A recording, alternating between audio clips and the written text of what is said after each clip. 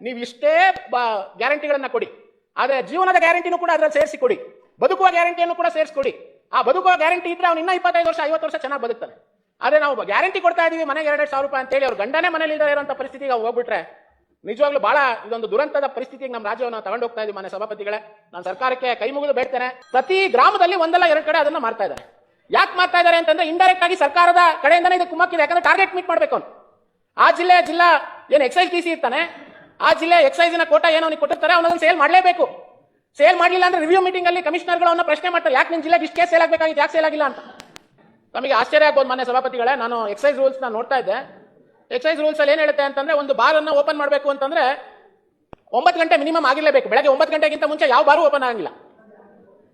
ಆದ್ರೆ ಇವತ್ತು ಹಾಲಿನ ಅಂಗಡಿ ಓಪನ್ ಆಗಕ್ಕಿಂತ ಮುಂಚೆ ಬಾರ್ ಅಂಗಡಿ ಓಪನ್ ಆಗಿರುತ್ತೆ. ಬೆಳಗ್ಗೆ 5 ಗಂಟೆಯಿಂದನೇ ಜನ ಎದ್ದ ತಕ್ಷಣ ಹೋಗಂತದ್ದು ಮೊದಲನೇದಾಗಿ ಎಲ್ಲಿ ಅಂತಂದ್ರೆ, ಎಲ್ಲಿ ಎಣ್ಣೆ ಮಾರ್ತಾ ಇರ್ತಾರೆ ಅಲ್ಲಿ ಹೋಗ್ತಾರೆ.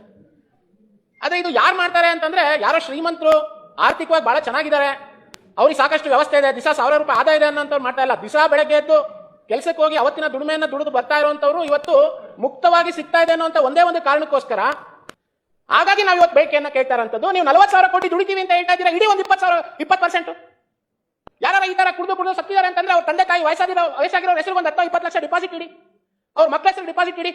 ಅವರು 2ನೇ ಕ್ಲಾಸ್ 3ನೇ ಕ್ಲಾಸ್ ಓದ್ತಾ ಇರುವಂತ ಮಕ್ಕಳಾದ್ರೆ ಕಾಲೇಜಿಗೆ ಬರೋ ತನಕ ಅವ್ರ ಅಪ್ಪ ಇಲ್ಲ ದುಡಿಯಂತ ಸಾಕಂತ ತಂದೆ ಇಲ್ಲ ಅಂತಂದ್ರೆ, ಈಗ ಮನೆ ಮುಂದೆ ನೀವು ಲೈಸೆನ್ಸ್ ಇಲ್ದಲೆ ಮಾರ ಅಂತ ಒಬ್ಬ ಸಿಗುತ್ತೆ ಅಂತಂದ್ರೆ ಸರ್ಕಾರ ತಪ್ಪಾನೆ. ಅವನಿಗೆ ಮನೆ ಮುಂದೆ ಸಿಗೋಂತ ಕಾರಣ ತಾನೆ ಅವ್ನು ಬೆಳಗ್ಗೆ ಕುಡಿತಾ ಇರೋದು. 35-40 ಕೋಟಿ ಆದಾಯ ಈ ಮೂಲಕ ಸಂಗ್ರಹ ಆಗ್ತಾ ಇದೆ. ಆದ್ರೆ ಆ ಮಕ್ಕಳು ಅನಾಥರಾಗ್ತಾ ಇದಾರಲ್ಲ, ಆ ಮಹಿಳೆಯರು ವಿಧೇಯರಾಗ್ತಾ ಇದಾರಲ್ಲ, ಇದು ವಿಧವಾ ರಾಜ್ಯ ಆಗ್ತಾ ಇದೆಯಲ್ಲ. ಗಂಡ ಕುಡಿದು ಸತ್ತ. ನಾನು ಯಾವುದೋ ಒಂದು ಹಳ್ಳಿಗೆ ಹೋಗಿದ್ದೆ, ಒಂದೇ ಊರಿನಲ್ಲಿ 6 ಜನ ಸತ್ತೋಗಿದ್ದಾರೆ ಇದೇ ಕಾಯಿಲೆಗೆ. ಜನಸಂಖ್ಯೆ ಲೆಕ್ಕದಲ್ಲಿ ಕರ್ನಾಟಕ ರಾಜ್ಯ 9ನೇ ಸ್ಥಾನದಲ್ಲಿದೆ ಮಾನ್ಯ ಸಭಾಪತಿಗಳು ಇಡೀ ದೇಶದಲ್ಲಿ. ಆದ್ರೆ ಕುಡಿತದ ಲೆಕ್ಕದಲ್ಲಿ, ಅದು ಹಾರ್ಡ್ ಲಿಕ್ಕರ್ ಕುಡಿತದ ಲೆಕ್ಕದಲ್ಲಿ ಕರ್ನಾಟಕ ನಂಬರ್ 1 ಇದೆ ದೇಶದಲ್ಲಿ. 6.88 ಕೋಟಿ ಕೇಸು ಹಾರ್ಡ್ ಲಿಕ್ಕರ್ ಸೇಲ್ ಆಗುತ್ತೆ ನಮ್ಮ ರಾಜ್ಯದಲ್ಲಿ. ಅಂದ್ರೆ ಸರ್ಕಾರ ಅದು ತನ್ನ ಆದಾಯ ಹೆಚ್ಚಳ ಮಾಡ್ಕೊಳ್ಳೋದಕ್ಕೋ ಅಥವಾ ಜನರಿಗೆ ಮುಕ್ತವಾಗಿ ಎಲ್ಲ ಕಡೆ ಈ ಕುಡಿಯುವಂತ ಏನು ಲಿಕ್ಕರ್ ಇದೆ ಅದು ಸಿಗಬೇಕು ಅನ್ನೋಂಥ ಕಾರಣಕ್ಕೆ ಪೂರೈಕೆ ಮಾಡ್ತಾ ಇದೆಯೋ, ಅಥವಾ ತನ್ನ ಬಜೆಟ್ ಅಲ್ಲಿ ತಾನು ಘೋಷಣೆ ಮಾಡಿ, ಯಾಕಂದ್ರೆ ಕಳೆದ ವರ್ಷ 38,000 ಕೋಟಿ ಎಕ್ಸೈಸ್ ಇಂದ ಇನ್ಕಮ್ ನಿರೀಕ್ಷೆ ಇತ್ತು ರಾಜ್ಯಕ್ಕೆ ಸರ್ಕಾರಕ್ಕೆ, ಅದು 35,000 ಕೋಟಿ ಬಂತು. ಈ ಸರಿ ಸ್ವತಃ ಮುಖ್ಯಮಂತ್ರಿಗಳೇ ಮೊನ್ನೆ ಒಂದು ರಿವ್ಯೂ ಮೀಟಿಂಗ್ ಮಾಡಿದ್ದಾರೆ. 43,000 ಕೋಟಿ ಆಗಲೇಬೇಕು ಅನ್ನುವಂಥ ಒತ್ತಾಯನೂ ಕೂಡ ಮಾಡಿದ್ದಾರೆ. ಈಗ 26,000 ಕೋಟಿ ಇಲ್ಲಿವರೆಗೂ ಕಲೆಕ್ಷನ್ ಆಗಿದೆ. ಈಗ ನಮ್ಮ ಸರ್ಕಾರದಿಂದ ಮೊನ್ನೆ ಅಬಕಾರಿ ಸಚಿವರು ಒಂದು ಉತ್ತರವನ್ನು ಕೊಟ್ಟಿದ್ದಾರೆ. ಏನಂತ ಉತ್ತರ ಕೊಟ್ಟಿದ್ದಾರೆ ಅಂತಂದ್ರೆ, ಚಳಿ ವಾತಾವರಣ ಇರೋದ್ರಿಂದ ಬೀರ್ ಕುಡಿಯೋರ ಸಂಖ್ಯೆ ಕಡಿಮೆ ಆಗಿದೆ ರಾಜ್ಯದಲ್ಲಿ ಅಂತ. ಅವ್ರು ಕೊಟ್ಟಿರೋ ಉತ್ತರ ಏನ್ ಗೊತ್ತಾ, ಯಾಕೆ ರಾಜ್ಯದಲ್ಲಿ ಇದು ಆದಾಯ ಕೊರತೆ ಅನ್ನೋಂಥದ್ದು ಕಾಣ್ತಾ ಇದೆ ಅಂತಂದ್ರೆ, ಇತ್ತೀಚೆಗೆ ಚಳಿ ಇರೋದ್ರಿಂದ ಬಿಯರ್ ಕುಡಿಯೋರ ಸಂಖ್ಯೆ ಕಡಿಮೆ ಆಗಿದೆ ಅಂತ. ನಾವು ಬಿಯರ್ ಕುಡಿಯೋರ ಸಂಖ್ಯೆ, ವಿಸ್ಕಿ ಕುಡಿಯೋರ ಸಂಖ್ಯೆ, ರಮ್ ಕುಡಿಯೋರ ಸಂಖ್ಯೆ ಎಲ್ಲ ಕೇಳ್ತಾ ಇರೋದು. ನಾವು ಕೇಳ್ತಾ ಇರೋದು, ಸ್ವಾಮಿ ನೀವು ಇಷ್ಟೊಂದು ಅವರಿಂದ ಹಣ ಸಂಗ್ರಹ ಮಾಡ್ತಾ ಇದ್ದೀರಾ, ನಾನು ನಿಮಗೆ ಸ್ಟಾಟಿಸ್ಟಿಕ್ಸ್ ಇದನ್ನ ಮಾಡಿದ್ದೀನಿ. ನಮ್ಮ ರಾಜ್ಯದಲ್ಲಿ ಅಡಲ್ಟ್ ಜನಸಂಖ್ಯೆ, ನಮ್ಮ ರಾಜ್ಯದಲ್ಲಿ ವಯಸ್ಕರ ಜನಸಂಖ್ಯೆ ಸುಮಾರು 4.5 5 ಕೋಟಿ ಇದೆ. ನೀವು 45,000 ಕೋಟಿಯನ್ನ ಆದಾಯವನ್ನ ನೀವು ಅವರಿಂದ ನಿರೀಕ್ಷೆ ಮಾಡಿದ್ರೆ, ಪ್ರತಿಯೊಬ್ಬ ಪುರುಷನ ತಲೆಯಿಂದ ಕನಿಷ್ಠ 12,000 ರಿಂದ 15,000 ರೂಪಾಯಿ ಅಷ್ಟು ತೆರಿಗೆ ಸಂಗ್ರಹ ಆಗ್ತಾ ಇದೆ. ಅವ್ನು ಕುಡಿಲಿ ಬಿಡ್ಲಿ, ಅವನಷ್ಟು ದುಡ್ಡನ್ನು ಕಟ್ತಾ ಇದ್ದಾನೆ ಸರ್ಕಾರಕ್ಕೆ ಬೇರೆ ಬೇರೆ ಸ್ವರೂಪದಲ್ಲಿ. ಅಂದ್ರೆ ನಾವು ಕೂಲಿ ಮಾಡೋರ ಹತ್ರ 15,000 ರೂಪಾಯಿ ಅಷ್ಟು 12,000 ರೂಪಾಯಿ ಅಷ್ಟು ತೆರಿಗೆ ಸಂಗ್ರಹ ಮಾಡ್ತಾ ಇದೀವಿ. ನಾವು ವಾಪಸ್ ಅವ್ರಿಗೆ ಏನ್ ಕೊಡ್ತಾ ಇದೀವಿ? ವಾಪಸ್ ಕೊಡ್ತಾ ಇರುವಂತದ್ದು ಅವರಿಗೆ ಇಡೀ ರಾಜ್ಯದಲ್ಲಿ ಒಂದೇ ಒಂದು ಲಿವರ್ ಸಿರೋಸಿಸ್ ಅನ್ನ ಟ್ರೀಟ್ ಮಾಡುವಂತ ಸರ್ಕಾರದ ಸಂಸ್ಥೆ. ಮತ್ತೆ ಇಡೀ ರಾಜ್ಯದಲ್ಲಿ ಎಷ್ಟಿದೆ ಮಾನ್ಯ ಸಭಾಪತಿಗಳೇ, ನಮಗೆ ಆಶ್ಚರ್ಯ ಆಗುತ್ತೆ. ನಾವು 6 ಕೋಟಿ 7 ಕೋಟಿ ಜನಸಂಖ್ಯೆ ಇದೀವಲ್ಲ, ಗ್ಯಾಸ್ಟ್ರೋಎಂಟ್ರಾಲಜಿಸ್ಟ್ಗಳು ಇಡೀ ಸರ್ಕಾರದ ವ್ಯವಸ್ಥೆಯಲ್ಲಿ ಇರುವಂತವರ ಸಂಖ್ಯೆ ಎಷ್ಟು ಅಂದ್ರೆ, ಬರೀ ಟ್ರೀಟ್ಮೆಂಟ್ ಮಾಡೋರ ಸಂಖ್ಯೆ ಸುಮಾರು 30 ಜನ ಇದೆ. ಅಂದ್ರೆ ಸರ್ಕಾರದ ವ್ಯವಸ್ಥೆಯಲ್ಲಿ ಇಲ್ಲೇ ಇಲ್ಲ. ಎಲ್ಲರೂ ಕೂಡ ಖಾಸಗಿ ವ್ಯವಸ್ಥೆಗೆ ಹೋಗಲೇಬೇಕಾದಂತ ಅನಿವಾರ್ಯ ಬರುತ್ತೆ. ಚಿಕ್ಕ ವಯಸ್ಸಿನ ಮಗ ಹಾಸಿಗೆ ಹಿಡಿದಿದ್ದಾನೆ ಅಂತಂದ್ರೆ ಅಪ್ಪ ಆಸ್ತಿನಾರ ಮಾರಿ ಅವನ್ನ ಉಳಿಸಬೇಕು ಅಂತ ಪ್ರಯತ್ನ ಪಡ್ತಾನೆ. ಗಂಡ ನಾಳೆ ಬದುಕಲ್ಲ ಅಂತಂದ್ರೆ ಹೆಂಡತಿ ಬಂಗಾರನಾರ ಮಾರಿ ತಾಳಿನಾರ ಮಾಡಿ, ಇಲ್ಲ ತಮ್ಮ ಸರ್ಕಾರದಿಂದ ಏನ್ ಕೊಡ್ತಾ ಇದಾರಲ್ಲ ಪ್ರತಿ ತಿಂಗಳು 2,000 ರೂಪಾಯಿ ಅಂತ ನೀವು ಇನ್ನು 25 ವರ್ಷ ಕೊಟ್ಟವ್ರಿಗೆ ಇದನ್ನ ಅವ್ರನ್ನ ವಾಸಿ ಮಾಡ್ಕೊಂಡು ಮನೆ ಕರ್ಕೊಂಡ್ಬರಕ್ಕಾಗಲ್ಲ. ಅಂದ್ರೆ ಇಂಥ ದಾರುಣ ಪರಿಸ್ಥಿತಿಗೆ ಇವತ್ತು ನಮ್ಮ ರಾಜ್ಯದ ಜನ ಹೋಗ್ತಾ ಇದ್ದಾರೆ ಅಂತಂದ್ರೆ, ಎಲ್ಲೋ ಒಂದು ಕಡೆ ಸರ್ಕಾರ ಇಂಡೈರೆಕ್ಟ್ಲಿ ಇದನ್ನ ಪ್ರಮೋಟ್ ಮಾಡ್ತಾ ನಮ್ಮ ರಾಜ್ಯದ ಜನರನ್ನ ಕುಡಿತದ ವಿಷಯದಲ್ಲಿ, ಬಡವರನ್ನ ವಿಶೇಷವಾಗಿ ಕೂಲಿ ಮಾಡುವಂತವ್ರನ್ನ, ದಿಸ ದುಡಿಯುವಂತವ್ರನ್ನ, ಅವರನ್ನ ಸಂಪೂರ್ಣವಾಗಿ ಮೃತ್ಯು ಕೂಪಕ್ಕೆ ತಳ್ಳುವಂತ ಕೆಲಸ ಆಗ್ತದೆ. ನೀವು ಕಟ್ಟುನಿಟ್ಟಾಗಿ ಕಾನೂನನ್ನ ತಂದು, ನೀವು ಯಾವುದೇ ಒಬ್ಬ ವ್ಯಕ್ತಿ ತನ್ನ ಅಂಗಡಿಯಲ್ಲದೆ ಹೊರಗಡೆ ಇದನ್ನ ಮಾಡ್ತಾ ಇದ್ದಾನೆ ಅಂತಂದ್ರೆ ಲೈಸೆನ್ಸ್ ಕ್ಯಾನ್ಸಲ್ ಮಾಡುವಂತ ಕಾನೂನು ತರಬೇಕು. ಅವನ ಮೇಲೆ ಲಕ್ಷಾಂತರ ರೂಪಾಯಿ ದಂಡ ಹಾಕಬೇಕು. ಆ ಲೈಸೆನ್ಸ್ ಅನ್ನ ಪರ್ಮನೆಂಟ್ ಆಗಿ ನಾವು ಕ್ಯಾನ್ಸಲ್ ಮಾಡಬೇಕು.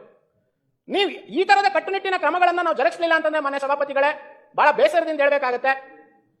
ಇಡೀ ದೇಶದಲ್ಲಿ ನಂಬರ್ 1 ಸ್ಥಾನದಲ್ಲಿ ನಾವು ಇದೀವಿ ಅಂತಂದ್ರೆ, 6.88 ಕೋಟಿ ಹಾರ್ಡ್ ಲಿಕ್ಕರ್ ಸೇಲ್ ಆಗುತ್ತೆ ಇಡೀ ದೇಶದಲ್ಲಿ ಅಂತಂದ್ರೆ ನಮ್ಗಿಂತ ಜನಸಂಖ್ಯೆ ಜಾಸ್ತಿ ಇರೋಂಥ ರಾಜ್ಯಗಳಲ್ಲಿ ಸೇಲ್ ಆಗ್ತಾ ಇಲ್ಲ. ನಮ್ಮ ಪಕ್ಕದಲ್ಲಿ ತಮಿಳ್ನಾಡು ನಮ್ಗಿಂತ ಜನಸಂಖ್ಯೆ ಜಾಸ್ತಿ ಇದೆ, ಮಹಾರಾಷ್ಟ್ರ ಜಾಸ್ತಿ ಇದೆ, ಅಲ್ಲಾಗ್ತಾ ಇಲ್ಲ, ನಮ್ಮಲ್ಲಿ ಆಗ್ತಾ ಇದೆ. ಯಾಕೆ? ನಾವು ಟಾರ್ಗೆಟ್ ಫಿಕ್ಸ್ ಮಾಡ್ಬಿಟ್ಟಿದೀವಿ. ಈ ಟಾರ್ಗೆಟಿನ ಕಾರಣಕ್ಕೋಸ್ಕರ ಸಿಕ್ಕಲ್ಲಿ ಹೆಂಡವನ್ನ ಹೆಸರಿನಲ್ಲಿ ಲೈಸೆನ್ಸ್ ಇಲ್ದಲೆಯವರು ಕೂಡ ಮಾರಾಟ ಮಾಡ್ತಾ ಇದ್ದಾರೆ. ದಯವಿಟ್ಟು ಇದನ್ನ ತಡೆಯುವಂತ ಕೆಲಸ ಆಗ್ಬೇಕಾಗಿದೆ. ಇದನ್ನ ಮಾಡುವಂತದನ್ನ ನಾನು ಎಲ್ಲರ ಪರವಾಗಿ ನಾನು ವಿನಂತಿಯನ್ನ ಮಾಡ್ತೇನೆ. ದಯವಿಟ್ಟು ಪ್ರತಿ ಜಿಲ್ಲೆಯಲ್ಲಿ ಒಬ್ಬ ಗ್ಯಾಸ್ಟ್ರೆಂಟರಾಲಜಿಸ್ಟ್ ನೇಮಕ ಮಾಡಿ. ಈ ತರದ ಏನಾರ ಜ್ವಲಂತ ಸಮಸ್ಯೆಯಲ್ಲಿ ಸಾಯುವಂತ ಹಂತದಲ್ಲಿ ಲಿವರ್ ಟ್ರಾನ್ಸ್ಪ್ಲಾಂಟ್ ಮತ್ತೊಂದು ಏನಾರು ಆಗಬೇಕು ಅನ್ನೋಂಥದ್ದು ಅದಕ್ಕೆ ಸರ್ಕಾರದಿಂದ ಒಂದಿಷ್ಟು ಹಣ ಕೊಟ್ಟು ಮತ್ತೆ ಜೀವನದಲ್ಲಿ ಯಾವತ್ತೂ ಕೂಡ ಅವ್ನು ಕುಡಿದಲೇ ಇರುವಂತ ಮತ್ತೆ ಒಬ್ಬ ಒಳ್ಳೆ ತಂದೆಯಾಗಿ, ಒಬ್ಬ ಒಳ್ಳೆ ಗಂಡನಾಗಿ, ಒಬ್ಬ ಒಳ್ಳೆ ಮಗನಾಗಿ ಬದುಕುವಂತ ಅವಕಾಶವನ್ನು ಅವ್ರಿಗೆ ಮಾಡ್ಕೊಡ್ಬೇಕಾಗಿ. ಆಗ ಮಾತ್ರ ನೀವು ಇಷ್ಟೊಂದು ಸಾವಿರಾರು ಕೋಟಿ ಆದಾಯವನ್ನು ಪಡ್ಕೊಂಡಿರೋದಕ್ಕೂ ಕೂಡ ಅದಕ್ಕೊಂದು ನ್ಯಾಯ ದೊರಕಿಸಿದಂಗಾಗುತ್ತೆ. ನಾನು ಕೊನೆಯದಾಗಿ ಒಂದು ಮಾತನ್ನ ಹೇಳಿ ನನ್ನ ಮಾತನ್ನ ನಿಲ್ಲಿಸ್ತೇನೆ.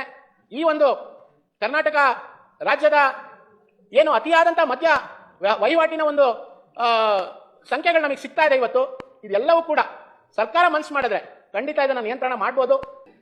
ಇವನು ಡೈಲಿ ಕುಡ್ಕ, ಇವನಿಗೆ ಇಷ್ಟು ಕುಡಿತಾನೆ, ಆಯ್ತು ತಲುಪಿಸೋ ಅವನಿಗೆ, ಅವನ್ ಕೋಟಾ ಸೇಲ್ ಆಗ್ಬೇಕು. ಇದು ಇವತ್ತು ಪರಿಸ್ಥಿತಿ ಏನಾಗಿದೆ ಮಾನ್ಯ ಸಭಾಪತಿಗಳೇ ಅಂತಂದ್ರೆ, ಕರ್ನಾಟಕ ರಾಜ್ಯದಲ್ಲಿ ಆಲ್ಕೋಹಾಲ್ ಲಿವರ್ ಡಿಸೀಸ್ ಅಂತ ಏನ್ ಕರೀತಾರೆ, ALD ಅಂತ ಕರೀತಾರೆ, ಅದಕ್ಕೆ ಲಿವರ್ ಸಿರೋಸಿಸ್ ಅಂತ ಏನ್ ಕರೀತಾರೆ, ಇವತ್ತು ವ್ಯಾಪಕವಾಗಿ ಕಡಿಮೆ ವಯಸ್ಸಿನ ವಿಶೇಷವಾಗಿ 30 ಇಂದ 40 ವರ್ಷ ಇರುವಂತ ಮಧ್ಯದಲ್ಲಿರುವಂತ ಪುರುಷರಲ್ಲಿ ಇದು ವ್ಯಾಪಕವಾಗಿ ಕಾಣ್ತಾ ಇದೆ. ನಾನು ಜನಜಾಗೃತಿ ವೇದಿಕೆ ಅಂತ ಹೇಳಿ ಮಧ್ಯವರ್ಜನ ಶಿಬಿರಗಳು ನಡೆಸ್ತಾರೆ ಮಾನ್ಯ ಸಭಾಪತಿಗಳ ಎಲ್ಲ ಜಿಲ್ಲೆಗಳಲ್ಲೂ ಮಾಡ್ತಾರೆ. ನಾನು ಅದನ್ನ ನಡೆಸುವಂತವ್ರಿಗೆ ಕೇಳಿದೆ, ಇದನ್ನ ನೀವು ಆಯ್ಕೆ ಮಾಡುವಂತ ಮಾನದಂಡ ಹೇಗಿರುತ್ತೆ ಅಂತ. ಸರ್ ಏನ್ ಮಾಡೋದು, ಅವ್ರನ್ನವರೇ ಬಂದು ಇವ್ನು ಬಹಳ ಕುಡಿತಾನೆ, ಇವ್ನ ಮಧ್ಯವರ್ಜನ ಶಿಬಿರಕ್ಕೆ ಸೇರಿಸ್ಕೊಳ್ಳಿ ಅಂತ ಸೇರಿಸ್ತಾರೆ ಅಂತ. ಸಭಾಪತಿಗಳು ಅವ್ರು ಹೇಳಿದ ಸಂಖ್ಯೆ ಕೇಳಿ ಆಶ್ಚರ್ಯ ಆಗ್ಬಿಡುತ್ತೆ. ನಮ್ಮ ಜಿಲ್ಲೆಯಲ್ಲಿ 1200 ಜನನ್ನ ಮಧ್ಯವರ್ಜನ ಶಿಬಿರಕ್ಕೆ ಅಂತ ತಂದು ಸೇರಿಸಿದ್ರೆ ಅದ್ರಲ್ಲಿ 600 ಜನಕ್ಕೆ ಪರ್ಮನೆಂಟ್ ಲಿವರ್ ಡ್ಯಾಮೇಜ್ ಆಗಿರೋರಿಗೆ ಯಾವ ಟ್ರೀಟ್ಮೆಂಟ್ ಕೊಟ್ಟು ಅವ್ರು ಬದುಕಲ್ಲ ಅಂತ ಅವ್ರನ್ನ ವಾಪಸ್ ಕಳಿಸಿದ್ದಾರೆ. ಅಂದ್ರೆ different stages of liver failure ಆಗಲೇ ಹೋಗ್ಬಿಟ್ಟಿದ್ದಾರೆ. ಇನ್ನು ಅವ್ರಿಗೆ ಯಾವ ಟ್ರೀಟ್ಮೆಂಟ್ ಆಗಲ್ಲ. ಅವ್ರನ್ನ ನೀವು ಯಾವ ಮಧ್ಯವರ್ಜನ ಶಿಬಿರಕ್ಕೆ ಬಂದರೂ ಅವ್ರು ರಿಕವರ್ ಆಗಲ್ಲ. ನೀವು ಅವ್ರನ್ನ ಕರ್ಕೊಂಬಂದು ಸೇರಿಸಬೇಡಿ ಅನ್ನುವಂಥ ರೀತಿ ಅವ್ರನ್ನ ಮನೆಗೆ ವಾಪಸ್ ಕಳಿಸಿ. ಇದು ಯಾವ ಮಟ್ಟಕ್ಕೆ ಸಮಾಜದಲ್ಲಿ ಪಿಡುಗಾಗಿದೆ ಅಂದ್ರೆ ಮಾನ್ಯ ಸಭಾಪತಿಗಳೇ, ಪುಟ್ಟ ಮಕ್ಕಳನ್ನ 5 ವರ್ಷ 8 ವರ್ಷ 10 ವರ್ಷದ ಮಕ್ಕಳುಗಳನ್ನ ಇರುವಂತವ್ರು ಅವರನ್ನ ಅನಾಥ ಆಗಿ ಮಾಡಿ ತಂದೆಗಳು ಸಾಯ್ತಾ ಇದ್ದಾರೆ. ಟ್ರೀಟ್ಮೆಂಟ್ ಇಲ್ಲ ಅವರಿಗೆ. ಯಾಕೆ ಟ್ರೀಟ್ಮೆಂಟ್ ಇಲ್ಲ ಅಂತಂದ್ರೆ, ಒಂದು ಸಾರಿ ALD ಆಲ್ಕೋಹಾಲ್ ಲಿವರ್ ಡಿಸೀಸಿಗೆ ಒಳಗಾದಂತ ವ್ಯಕ್ತಿ ಲಿವರ್ ಟ್ರಾನ್ಸ್ಪ್ಲಾಂಟ್ ಅನ್ನ ಮಾಡಿಸ್ಕೋಬೇಕು ಅಂತ ಏನಾದ್ರೂ ಡಾಕ್ಟರ್ ಅವನಿಗೆ ಸಲಹೆ ಕೊಟ್ರೆ ಅಥವಾ ಲಿವರ್ಗೆ ಸಂಬಂಧಪಟ್ಟಂತ ಟ್ರೀಟ್ಮೆಂಟ್ ಅನ್ನ ಪಡ್ಕೋಬೇಕು ಅಂತ ಕೊಟ್ರೆ ಮಾನ್ಯ ಸಭಾಪತಿಗಳೇ, ಇಡೀ ರಾಜ್ಯದಲ್ಲಿ ಇರುವಂತದ್ದು ಒಂದೇ ಒಂದು ಲಿವರ್ ಇನ್ಸ್ಟಿಟ್ಯೂಟ್ ಸರ್ಕಾರದಿಂದ ನಡೀತಾ ಇರುವಂತದ್ದು. ಎಲ್ಲಿ? ಗ್ಯಾಸ್ಟ್ರೋಎಂಟ್ರಾಲಜಿ ಡಿಪಾರ್ಟ್ಮೆಂಟ್ ವಿಕ್ಟೋರಿಯಾ ಆಸ್ಪತ್ರೆಯಲ್ಲಿ ಒಂದೇ ಒಂದು ಇನ್ಸ್ಟಿಟ್ಯೂಟ್ ನಡೆಯುತ್ತೆ. ಅಲ್ಲಿ ವೇಟಿಂಗ್ ಪೀರಿಯಡ್ ಅದಕ್ಕೆ 1 ವರ್ಷ ಇದೆ. 1 ವರ್ಷ ಕಾಯ್ಬೇಕು. ಅವ್ನಿಗೆ ಏನಾದ್ರು ಟ್ರೀಟ್ಮೆಂಟ್ ಲಿವರ್ ಟ್ರಾನ್ಸ್ಪ್ಲಾಂಟ್ ಆಗಬೇಕು ಅಂತಂದ್ರೆ ಖರ್ಚು ಎಷ್ಟು ಬರುತ್ತೆ ಅಂತಂದ್ರೆ ಕನಿಷ್ಠ 60 ಲಕ್ಷ ಖರ್ಚು ಬರುತ್ತೆ. ನೀವು ಖಾಸಗಿ ಹೋಗಿ ಮಾಡಿಸ್ಕೋಬೇಕು ಅಂತಂದ್ರೆ ಅಲ್ಲ, ಬದುಕದೇ ಇಲ್ಲ. ಮನೆ ಸಭಾಪತಿಗಳ 95% ಅವರ ಹಾಸ್ಪಿಟಲ್ ಹೋಗಿ ತಲುಪದೇ ಇಲ್ಲ.